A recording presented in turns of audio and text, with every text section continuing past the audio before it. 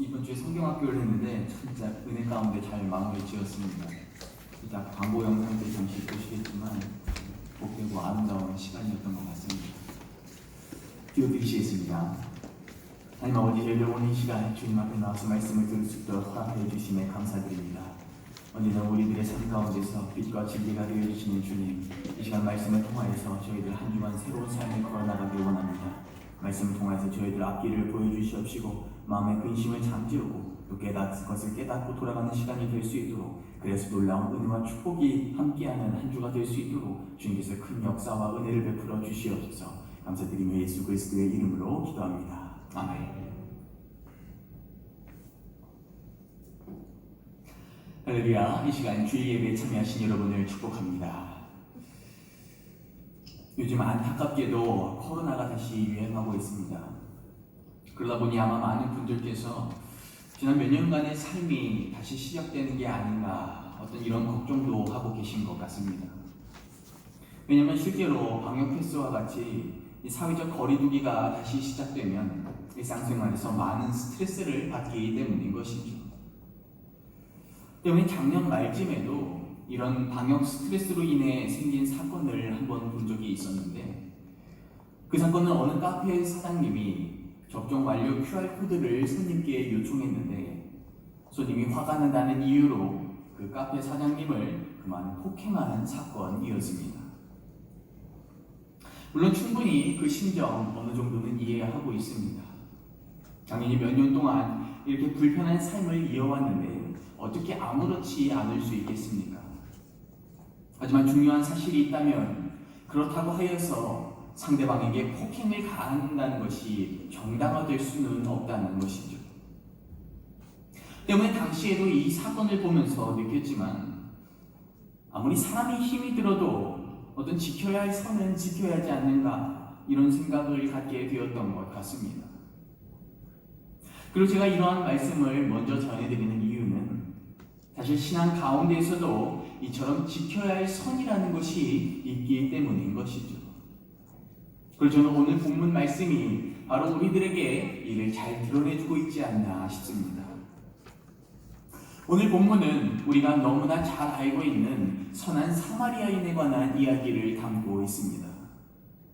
그래서 오늘 본문 가운데 예수님께 찾아온 한 율법 교사는 어떻게 해야 영생을 얻을 수 있는지에 대해 예수님께 질문을 합니다.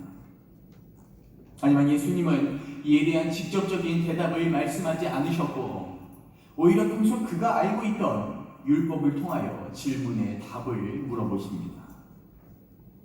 때문에 이 율법 교사는 평소 자신이 알던 대로 하나님을 사랑하고 또 이웃을 사랑하라는 대답을 전하게 되죠.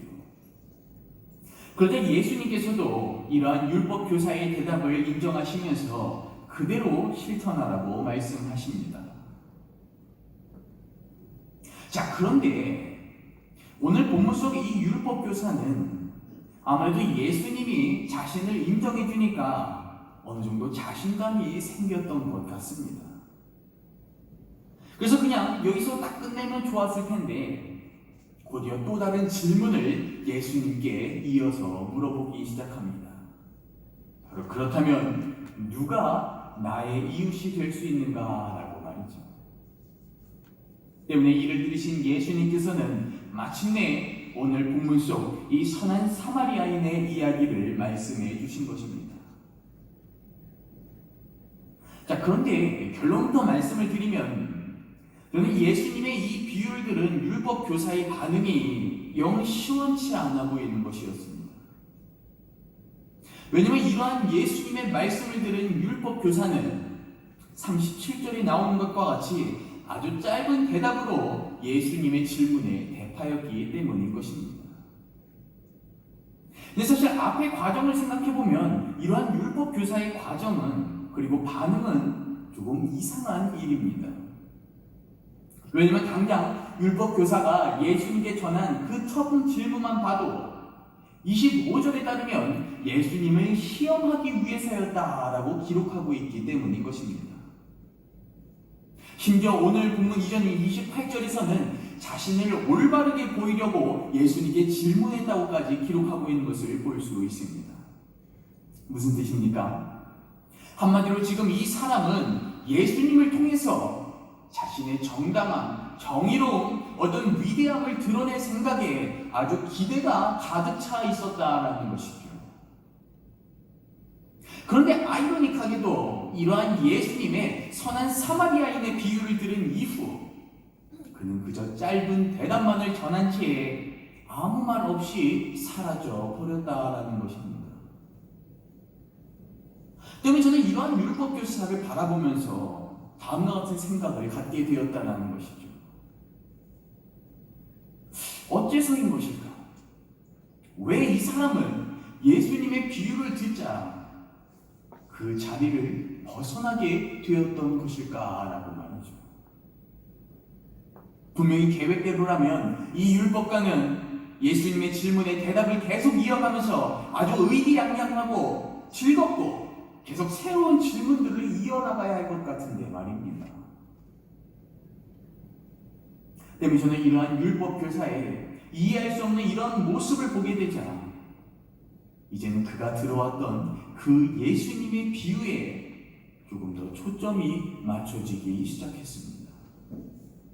바로 그렇다면 대체 이 율법 교사가 들은 비유 안에는 어떤 내용이 담겨져 있는가라고 말이죠.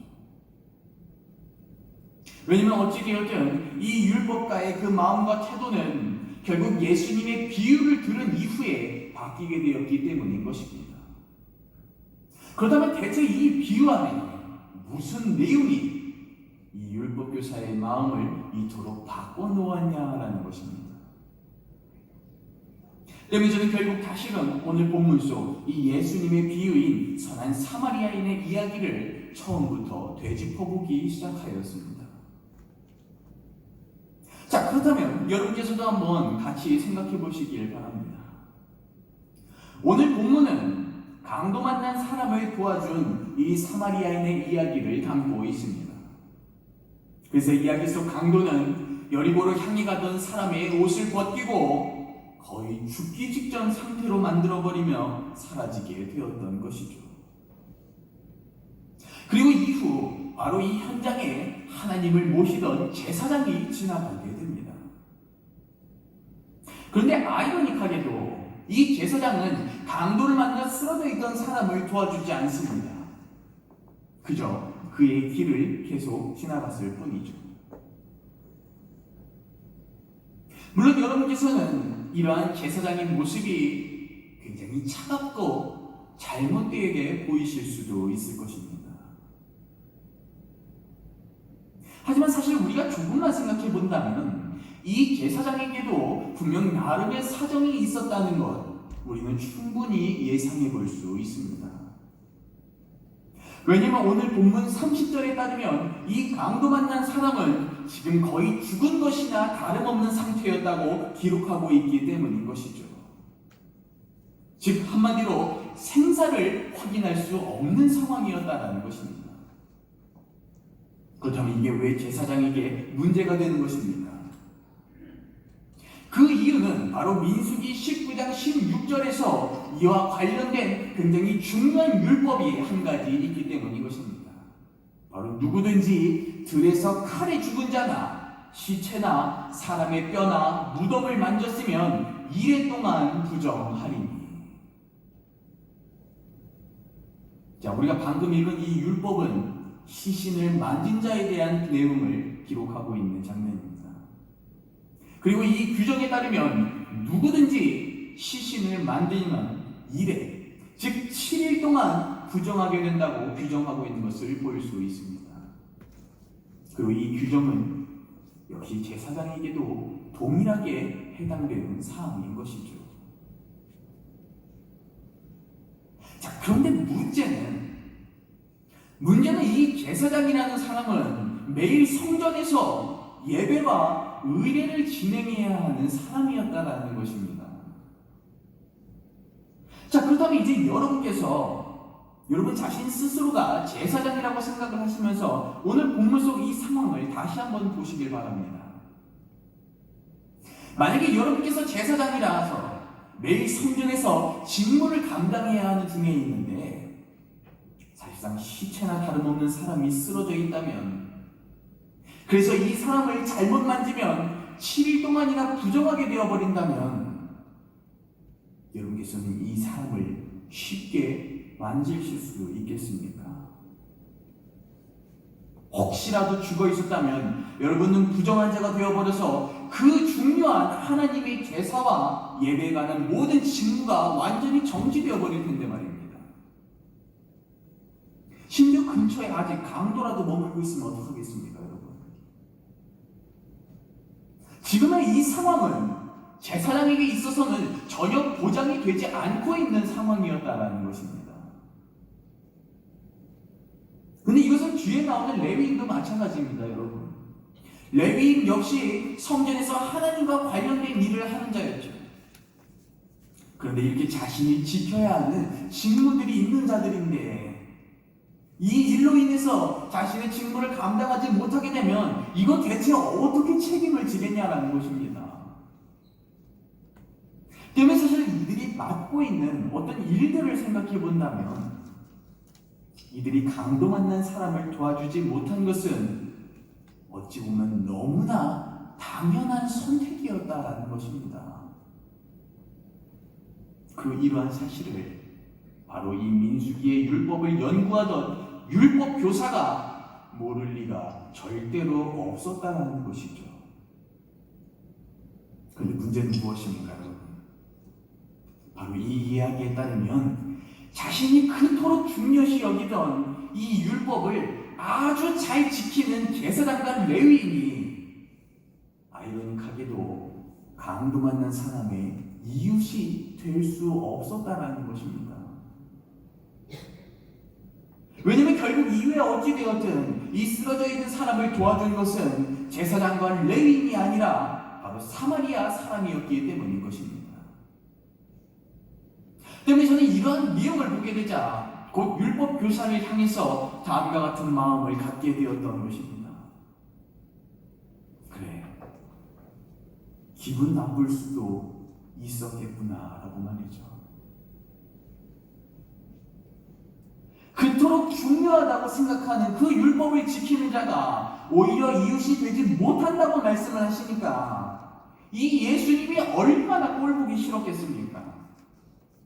더군다나 이 예수님께서는 이 사람을 향해 평소 순수혈통인 유대인들이 무시하던 그 사마리아 사람과 같이 행동해서 그들의 이웃이 되어주라고 이야기하니 얼마나 이 사람 입장에서는 자존심이 상했겠냐라는 것이죠.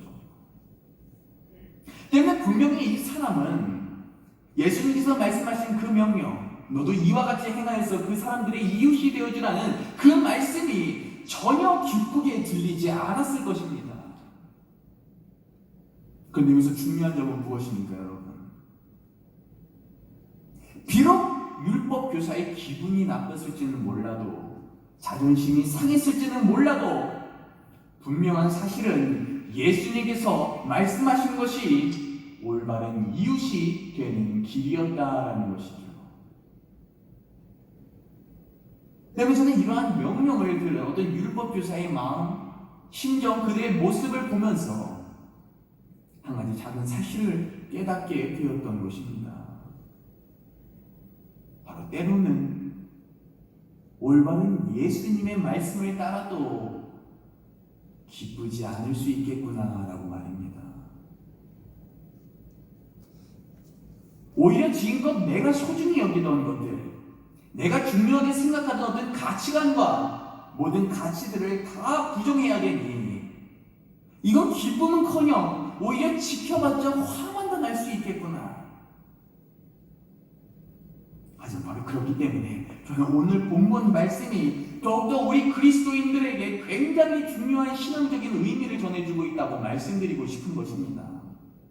왜냐하면 안타깝게도 많은 그리스도인들이 언제나 성경에 기록되어 있는 이 예수님의 말씀을 따르면서 다음과 같은 기대감을 갖고 있기 때문인 것이죠. 바로 내가 주님의 말씀을 따르면 내 삶에 기쁨이 찾아올 것이다 라고 말입니다. 그래서 내가 올바른 신앙의 길을 걸으니까 이제 내 삶 가운데 기쁨과 감사가 넘치겠지. 안 그렇습니까, 여러분? 죄송하지만 여기 계신 분들 중에서 내가 기분 나쁘려고 막 자존심 상하고 내 기준과 가치관 다 무너뜨리려고 예수님 명령 따르고 계신 분 계십니까? 아마 안 계실 겁니다. 우리 모두 예수님의 말씀 이거 따라서 실천하면서 어떤 나름의 인생에서 기쁘고 행복한 그 결말을 기대하고 있는 건 아니겠습니까? 하지만 문제는 무엇입니까? 문제는 분명히 말씀대로 따르고 분명히 올바른 길을 걸었는데 그 뒤에 기쁨보다 화나고 자존심 상하고 위험하고 기분만 나쁠 때가 훨씬 더 많이 있다는 것이죠. 때문에 우리는 생각을 합니다. 왜 나는 분명히 말씀도 순종했고 왜 나는 분명히 최선을 다했는데 왜 안 기쁜 거지? 그리고 이러한 고민 끝에 안타깝게도 많은 이들이 이러한 결론에 이르게 된다는 것이죠. 이거 내가 기쁘지가 않으니까 예수님의 말씀과 명령에 따르는 거 이거 멈춰야 하는구나. 그래서 내가 막 기분 나쁘면서까지 힘겹게 위험하게 자존심 상하면서까지 선한 사마리아인 되는 것보다 그냥 예수님의 말씀과 명령, 지키라는 사명 이런 거 다 따르지 않고 그냥 내가 안전하고 평안하고 기쁘고 기분 좋은 채로 남을 수 있는 제사장과 레위인이 되어야겠다. 어떤 이런 결론에 이르게 된다는 것입니다. 근데 문제는 그러한 신앙의 일이 정말 많냐라는 것이죠. 안타깝게도 오늘 본문은 우리들에게 분명히 다음과 같은 사실을 밝히고 있다는 것입니다. 바로 그 길은 우리의 기분이 좋아지는 길이지 우리가 참된 이웃이 되는 길은 아니다라고 말입니다. 하지만 만약 우리가 바로 이러한 사실을 깨닫지 못한다면 결국 우리는 우리의 안전, 우리의 기분, 어떤 우리의 마음을 우리 신앙의 판단과 기준과 척도로 세워나가면서 마치 내가 기쁘고 안전한 길이 곧 올바른 신앙의 길이라고 생각을 하면서 이 제사장과 레위인과 똑같은 선택을 하며 걸어나가게 된다는 것이죠.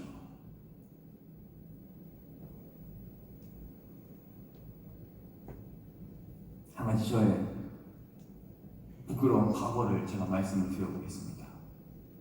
굉장히 오래전 이야기입니다. 오래전 이야기인데 예전에 자정을 넘기고 집에 들어가고 있었는데 길에서 어떤 좀 이렇게 술에 취해 계신 노숙자 한 분이 계신 것을 제가 봤습니다. 근데 그날 개인적으로 날씨가 되게 추워서 그래서 제 마음으로는 좀 안타까운 마음이 굉장히 많이 들더라고요. 근데 이제 수중에 돈이 이렇게 많지가 않으니까 제가 급한 대로 그냥 근처에 있던 편의점으로 달려가가지고 빵하고 우유를 사서 그분께 이제 다가갔습니다. 그걸 이제 최대한 이제 좀 이렇게 기분이 상하지 않으시도록 정말 정말 제가 할 수 있는 최대한 겸손을 다하고 공손하고 예의 있게 인사를 하면서 그분께 다가갔습니다. 근데 그 순간 글쎄요, 저 사실 지금도 이 이유를 잘 모르긴 하겠습니다. 그분이 갑자기 저를 보시더니 느닷없이 앞에 있는 소주병을 들고서 저를 때리려고 막 달려드는 게 아니겠습니까? 그래서 제가 여러분 어떻게 했겠습니까? 제가 빵 들고 싸웠겠습니까?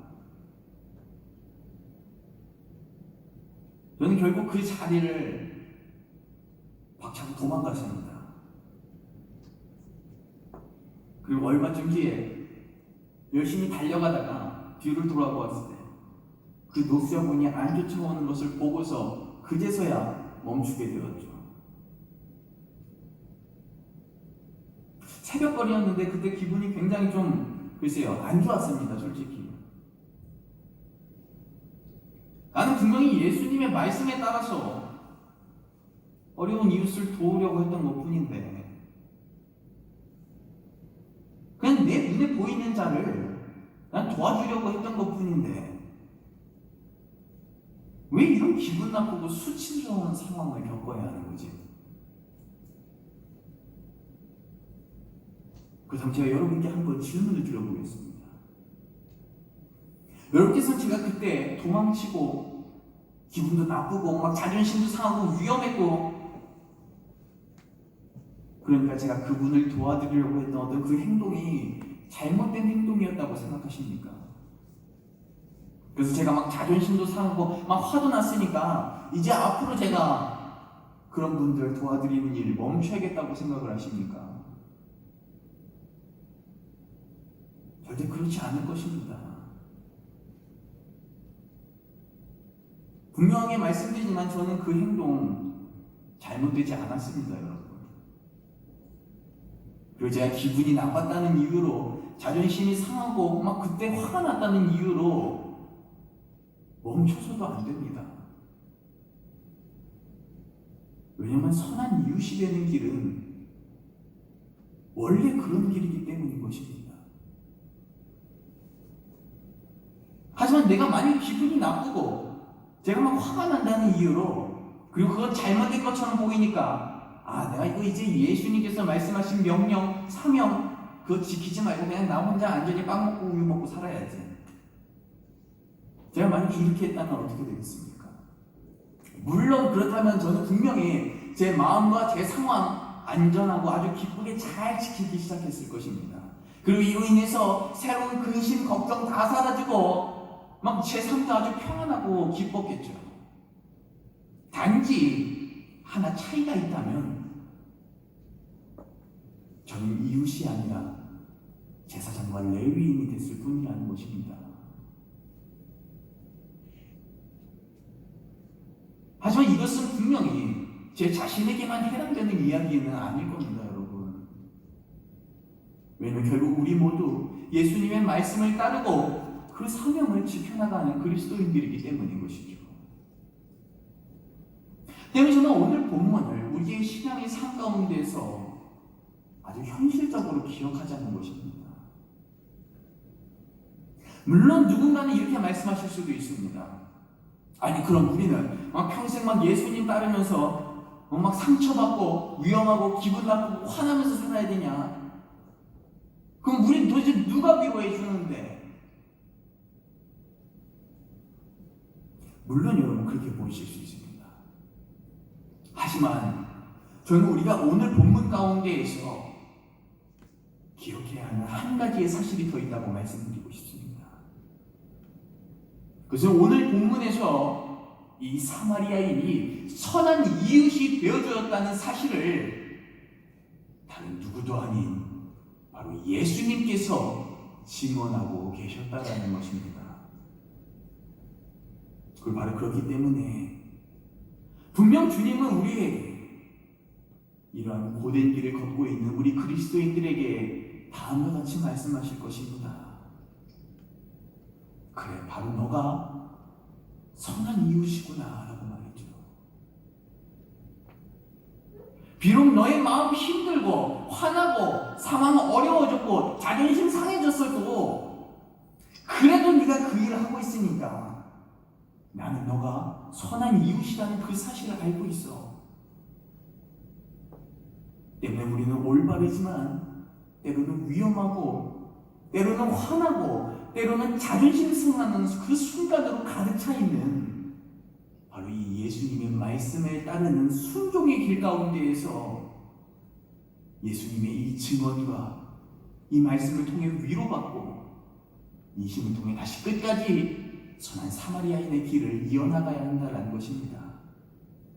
때문에 저는 오늘 말씀의 결론을 다음과 같이 전해드리고 싶습니다.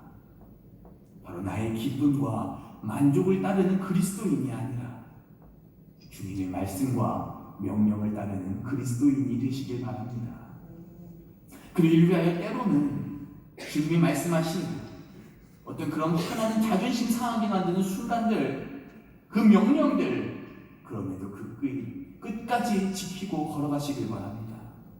그럼 주님께서는 이러한 우리를 보시면서 그래 너가 바로 선한 이웃이구나, 이 사실을 증언해 주시면서 이 길을 얻는 우리를 인정해 주시고 기억해 주시고 위로해 주실 것입니다. 그래야 이 시간 말씀을 들으시는 모든 분들께서는 언제나 우리의 마음과 우리의 기쁨이 아닌 주님의 말씀과 명령을 따르는 그리스도인들이 되심으로써 이 땅에서 끝까지 선한 사마리아인의 길을 온전히 걸어가는 그리스도인들이 되시길 간절히 축원하겠습니다. 기도하시겠습니다. 주님, 우리에게 선한 사마리아인의 길을 보여주시고 그 길을 걸어갈 수 있는 믿음을 허락하여 주심에 감사드립니다. 그런데 이대로 저희는 이 길 가운데에서 나의 마음이 힘들다는 이유로 또 위험하고 화가 나고 자존심 상한다는 이유로 제사장과 레위인의 길을 선택하며 이 길이 올바른 길이라고 걸어가지 않은지를 돌아봅니다. 바라는 것은 주님께서 말씀하시는 선한 이웃의 길은 이러한 모든 아픔을 감내하며 걸어야 하는 길임을 깨닫게 도와주시고 이 길을 걷는 모든 그리스도인들에게 너가 바로 선한 이웃이라고 말씀해 주시며 그 길을 끝까지 걸어갈 수 있는 위로와 평안 또 삶의 보호와 은혜를 함께 허락하여 주시옵소서. 감사드리며 예수 그리스도의 이름으로 기도합니다. 아멘.